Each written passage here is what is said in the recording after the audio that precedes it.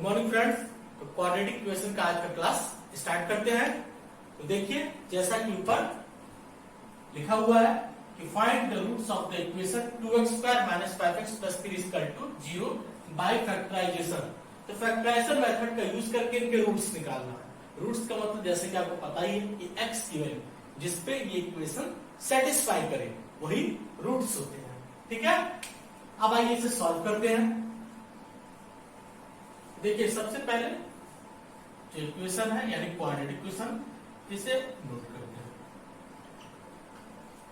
ठीक है, तो यहां पे पहला मेथड हम यूज करेंगे यानी method of splitting the middle term. ठीक है, तो ठीक है, सबसे ये इजीएस्ट मेथड है फैक्टराइज करने का, जिसके थ्रू रूट्स निकाले जाते हैं। अगर कोई मेथड ना कहे तो भी हम यही मेथड यूज करेंगे, method of splitting the middle term. तो आइए देखते हैं। तो इसमें क्या करते हैं, मिडिल टर्म यानी -5x को ऐसा दो पार्ट में करेंगे कि वो इसके और इसके क्या हो, फैक्टर की फॉर्म में हो। तो सबसे पहले यहां पे 2 है, यहां पे 3 है, तो 2 × 3। अब देखिए 2 × 3 है तो 2 + 3 = 5 आ रहा है।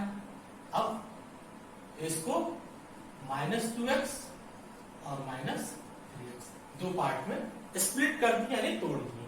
ठीक है, अगर ये नहीं होता तो 2 × 3 = 6 करके और तब इसको ऐसा फैक्टर में फैक्टराइज करते और तब उन दोनों का सम देखते कि मिडिल टर्म के बराबर है या नहीं। ठीक है, यहाँ पे डायरेक्टली मिल गया 2 × 3 और 2 + 3 = 5 यानी मिडिल टर्म आ गया। तो यहाँ पे कोई जरूरत ही नहीं है, यहाँ पे डायरेक्ट कर दिए। तो अब लिख देंगे -5x by split the middle term -5x as -2x -3x। we have, तो क्या लिख सकते हैं, 2x² -2x -3x। एक दो क्वेश्चन और हो जाएगा तो आपको वैसे ही समझ में आ जाएगा कि कैसे इसको दो पार्ट में तोड़ेंगे। ठीक है, ऐसा क्यों किए, ऐसा इसीलिए किए क्योंकि देखिए यहाँ पे -2x और -3x में तोड़े क्यों है, क्योंकि -2x और -3x का मल्टीप्लाई करेंगे आ जाएगा 6x², और ये 2x² और 3 इन दोनों का भी मल्टीप्लाई करेंगे तो आ जाएगा 6x²। तो देखिए दोनों ओर से मल्टीप्लाई करने पे 6x² ही आ रहा है, तो इसलिए इसको दो टर्म में हम तोड़ सकते हैं मिडिल टर्म को, और इस तरह लिख दिए -5x को -2x -3x। ऐसा हमेशा ही होगा। ठीक है, ये आपको रफली करके दिखा दिए हैं, लेकिन आपको ये पता होना चाहिए कि 2 और 3 को मल्टीप्लाई करना है और तब उसको ऐसे दो पार्ट में तोड़ना है कि मिडिल टर्म के बराबर आ जाए। ठीक है, यहाँ प्लस है यहाँ प्लस है तो इसलिए एडिशन से ही आएगा। तो देखिए आप आगे क्या करते हैं, इसको दो यहाँ पे ग्रुप बना लेते हैं। ये पहला ग्रुप, ये दूसरा ग्रुप। यहाँ से 2x कॉमन हो जाएगा तो x -1 हो जाएगा, यहाँ पे -3 तो x -1 कॉमन हो जाएगा = 0। अब x - 1 एक्सपेंशन पूरा है तो होल कॉमन हो जाएगा तो x -1 हो गया, और बचा क्या 2x -3। x -1 वाले तो बचा क्या 2x -3 = 0। अब यहां से देखिए, अब यहां से आइदर x -1 = 0 और 2x -3 = 0 का, या फिर ये होगा 0 या फिर ये होगा 0। ठीक है, अब देखते हैं कि x -1 = 0 के लिए क्या होगा, x = 1 और 2x -3 = 0 के लिए क्या होगा, x = 3 और 2 डिवाइड में चला जाएगा 3/2। तो यहाँ पे देखिए ये दो मिले x के वैल्यू, या फिर x = 1 होगा या फिर x इक्वल टू 3/2, यानी दो रूट्स मिल रहे हैं, तो इस तरह इनके दोनों रूट्स की वैल्यू मिल गई। ठीक है, roots of quadratic equation are 1 and 3/2। ठीक है, इस तरह क्वेश्चन सॉल्व होता है। आइए नेक्स्ट क्वेश्चन देखते हैं। आइए फ्रेंड्स, क्वेश्चन नंबर 2 देखते हैं। देखिए इस क्वेश्चन में भी बिल्कुल ऐसा ही है, बस क्वाड्रेटिक इक्वेशन चेंज हो गया है। 6x minus x minus 2 equal to 0। ठीक है, देखिए इस क्वेश्चन में कैसे यूज करते हैं, method of splitting the middle term. ठीक है, देखिए यहाँ पे 6 और 2 को मल्टीप्लाई करते हैं, तो 6 इंटू 2 इक्वल टू 12। ठीक है, अब देखिए यहाँ पे फर्स्ट टर्म में प्लस है और यहाँ पे माइनस है। जब प्लस और माइनस हो तो हमेशा सब्सट्रैक्शन होगा। ये जैसे जैसे आप सॉल्व करते जाएंगे ऐसे ऐसे आपको समझ में आएगा। तो 6 इंटू 2 12। अब 12 को ऐसा फैक्टराइज कर रहा है, यानी 4 इंटू 3 में। ठीक है, तो 4 इंटू 3 और सब्सट्रैक्शन यानी 4 और 3 को माइनस करेंगे तो देखिए 1 आ रहा है कि नहीं। तो यहाँ पे सब्सट्रैक्शन यूज करेंगे। ठीक है, बस इतना जान लीजिए। और इसको ऐसा फैक्टराइज करना है कि दोनों का जो मतलब माइनस करने पे बीच वाला टर्म आए। तो देखिए 4 और 3 करेंगे सब्सट्रैक्ट तो 1 आएगा, तो 6x स्क्वायर हो जाएगा, माइनस में 4x और plus 3x minus 2 equal to 0। ठीक है, बीच वाला टर्म माइनस में है इसलिए बड़ा वाला टर्म माइनस में है, तो minus 4x plus 3 minus 2 equal to 0। आपको समझ में आ गया होगा। अब आगे चलते हैं। ये देखिए यहाँ पे अब ये दो ग्रुप बन गया, इसको कॉमन लेंगे। क्या कॉमन लेंगे? 2x, तो यहाँ पे हो जाएगा 3x माइनस 2। यहाँ पे प्लस 1 कॉमन लेंगे तो 3x माइनस 2 इक्वल टू 0। ठीक है, अब देखिए 3x माइनस 2 को पूरा कॉमन होल कॉमन ले लिए, तो यहाँ पे बचा 2x प्लस 1 इक्वल टू 0। अब यहां से either 3x minus 2 equal to 0 और 2x प्लस 1 इक्वल टू 0। ठीक है, so 3x minus 2 equal to 0, that is x equal to 2/3 आएगा कि नहीं। और दूसरा नेक्स्ट इसके आगे कर सकते हैं, तो 2x प्लस 1 इक्वल टू 0, तो यहां से x इक्वल टू आ गया -1/। ठीक है, या फिर x इक्वल टू 2/3 भी, या फिर -1/। यही रूट्स आ गए, roots of quadratic equation are 2/3 and -1/2। ठीक है, 2/3 -1/2 इसके दो रूट्स मिल गए। बस इतना बात आप समझना है कि यहाँ प्लस और माइनस है तो सब्सट्रैक्शन होगा। इसको ऐसा फैक्टर करना है कि दोनों जो फैक्टर हो उनका जो माइनस करने पे बीच वाला टर्म आएगा। तो इस तरह इनका फैक्टराइजेशन मेथड से इनके रूट्स मिल गए। आइए नेक्स्ट क्वेश्चन देखते हैं। तो आइए फ्रेंड्स क्वेश्चन 3 देखते हैं। ये सारे क्वेश्चन एनसीईआरटी के ही हैं, आप एनसीईआरटी बुक में देखेंगे तो ये सारे क्वेश्चन आपको यूज होंगे। ठीक है, तो 3x स्क्वायर माइनस 2√6 x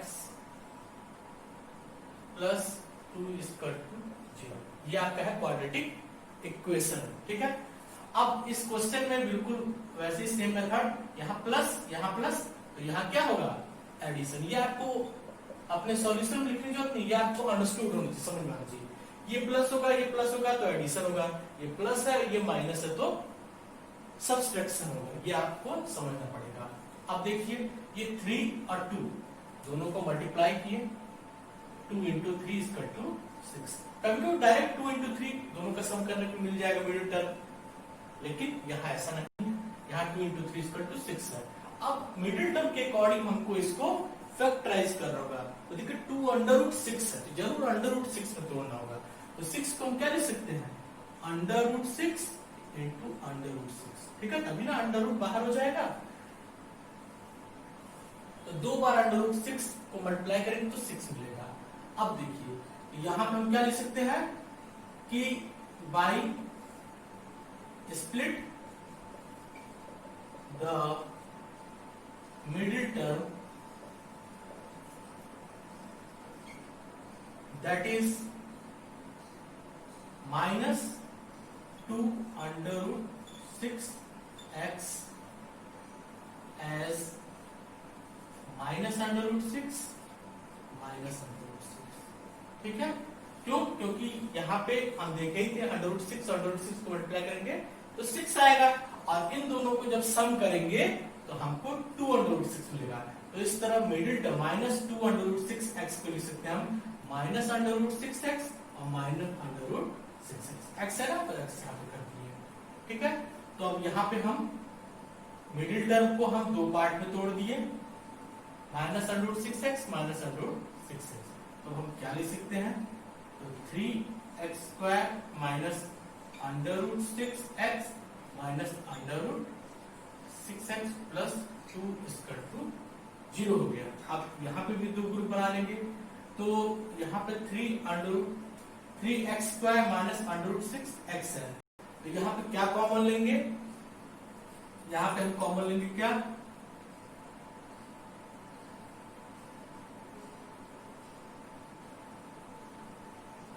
यहाँ पे अंडर रूट 6 कॉमन होगा, क्या कॉमन,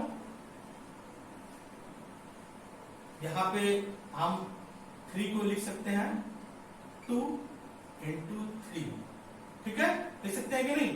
तो यहाँ पे हम अंडर रूट 3 कॉमन ले लेते हैं, तो अंडर रूट 3 कॉमन ले लेते हैं, यहाँ पे क्या हो गया under root 3x, under root 3x common लेते हैं, अंडर रूट 3x हो गया माइनस में, और यहाँ हो गया अंडर रूट 2, ठीक है, यहाँ पे अंडर रूट 2 कॉमन होगा, माइनस में अंडर रूट 2, तो यहाँ पे हो जाएगा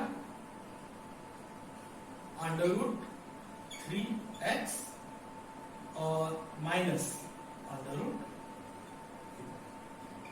ये देखिए आपको थोड़ा कैलकुलेशन, ये बात आपको समझना पड़ेगा कि देखिए यहाँ अंडर रूट 6 है, यहाँ 3 है, तो कुछ ना कुछ तो कॉमन जरूर होगा, क्यों, क्योंकि अंडर रूट 6 को हम लिख सकते हैं under root 2 into under root 3, लिख सकते हैं कि नहीं।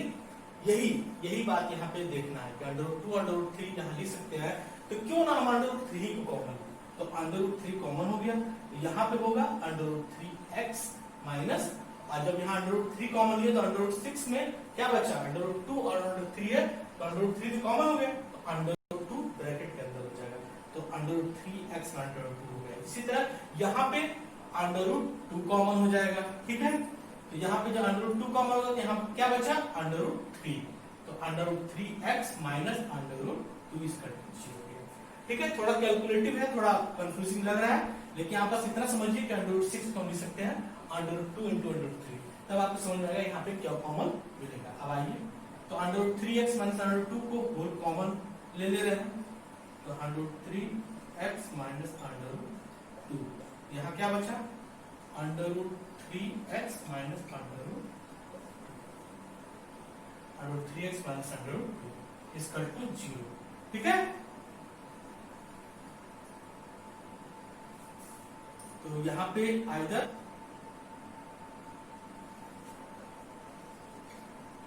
Under root 3x minus under root 2 इसका to 0।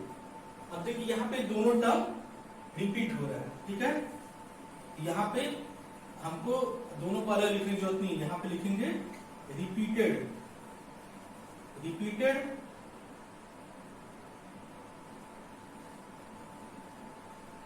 Factor present so under root 3x minus under 2 equal to 0, that is यहाँ पर हो जाएगा x इक्वल टू हो जाएगा under root 2 upon under root 3, x equal to हो क्या under root 2 upon under root 3। तो यानी यहाँ कहने का मतलब ये है कि इसका जो फैक्टर है इसको दो पार्ट में तोड़े, इसे फैक्टराइज कर दिए, तो यहाँ पे under root 3x under root 2 दो बार मिला, तो इसलिए लिखे हैं कि रिपीटेड फैक्टर प्रेजेंट। इसलिए हम लिख सकते हैं यहाँ पे यही वाला जो टर्म मिला है और इस यहाँ से x निकाल दिए, तो इस तरह यहाँ पे जो रूट्स मिलेगा वो होगा roots are under root 2 upon under root 3 and under root 2 upon under root 3। दरअसल इसके दोनों रूट सेम ही है, तो दोनों रूट की जगह एक ही लिखेंगे, यानी under root 2 upon under root 3 और अंडर रूट 2 अपॉन अंडर 3। इस तरह इसके भी दोनों रूट्स मिल गए। तो थैंक यू क्लास, आज के लिए आपको हम नेक्स्ट क्लास में मिलते हैं।